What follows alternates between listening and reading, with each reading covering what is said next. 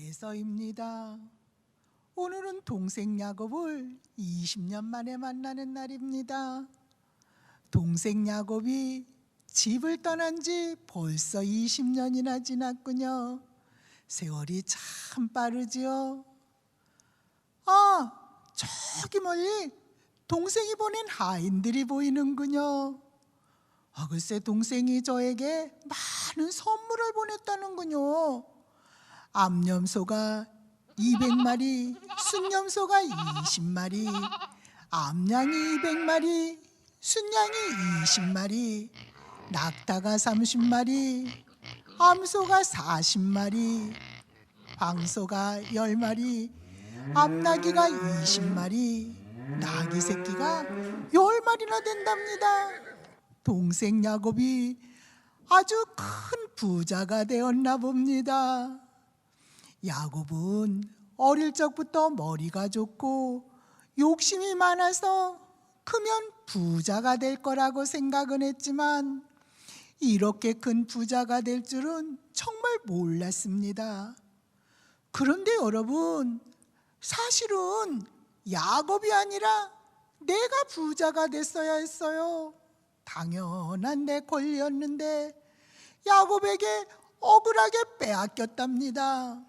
생각하면 할수록 분통이 터지는 일입니다. 엄연히 제가 큰아들이지 않습니까? 그런데 큰아들이 받아야 할 복을 동생 야곱에게 도둑질 당하고 말았습니다. 동생 야곱의 잔머리는 당할 수가 없습니다. 아주 어렸을 때부터 그랬지요. 어머니의 말을 들어보면 태어날 때도 자기가 먼저 세상에 나오려고 글쎄 제 발뒤꿈치를 잡아당겼다지 무엇입니까? 참 무서운 아이입니다. 저는 이렇게 동생에게 복을 빼앗겼습니다. 어떻게 빼앗겼냐고요? 허허, 참 어이없는 일이었지요. 어느 날 제가 사냥을 하고 돌아오는데 동생 야곱이 팥죽을 끓이고 있었습니다. 배가 고팠던 저는 팥죽을 보자 배가 더 고파져서 한 그릇 달라고 했죠. 그랬더니 야곱이 나더러 팥죽을 줄 터이니 근형의 권리를 달라는 것이었어요. 근형의 권리? 그까짓 것 별거 아닌 것 같았습니다. 그래서 장난삼아 준다고 했죠. 사실 근형의 권리라는 게 별것 아니거든요. 단지 아버지가 돌아가실 때 먼저 축복 기도를 받는다는 것 외에는 아무것도 아닌 것 같았어요. 그래서 너 가지라고 했죠. 그리고는 팥죽 한 그릇을 아주 맛있게 먹었습니다. 그리고 저는 그 사실을 까맣게 잊어버렸지요. 그런데 야곱은 잊지 않았어요. 정말 무서운 아이지요. 항상 때를 노리고 있었던 것 같아요. 그러던 어느 날 연로하신 아버지께서 저를 부르셔서 사냥을 가라는 것입니다.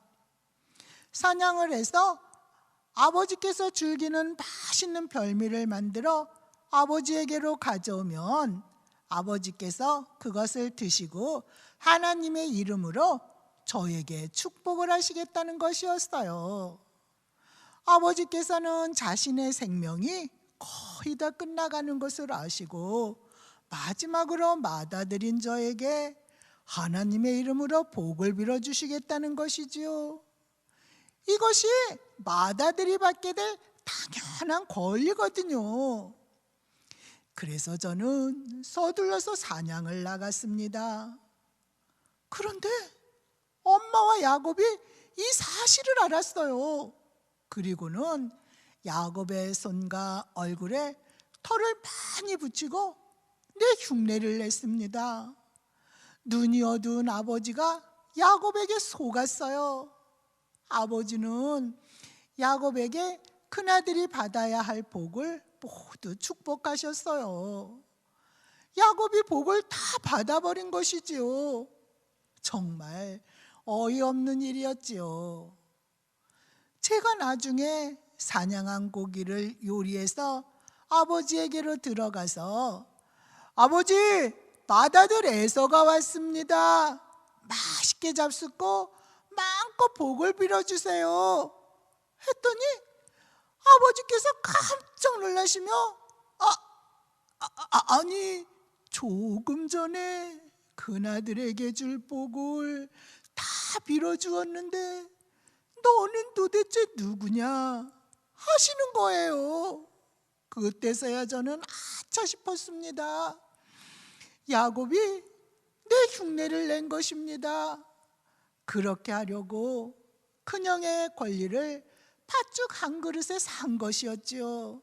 제가 속았습니다. 땅을 치고 후회했지만 아무 소용이 없었어요. 저는 아버지에게 아버지와 제가 야곱에게 속았으니 저에게 다시 축복해달라고 요청했어요. 사실 어떤 물건이나 계약서나 증서를 써준 것이 아니라 축복의 말 몇 마디 한 것뿐이기 때문에 얼마든지 다시 할 수 있을 것 같았지요. 그래서 아버지에게 저에게 다시 축복을 해달라고 떼를 썼지요. 그랬더니 아버지께서는 안 된다는 것입니다. 한번 하나님의 이름으로 선포된 복은 취소될 수가 없다는 것입니다. 저는 너무너무 화가 나고 속이 상하고 이해도 안 됐지만 할 수가 없었어요.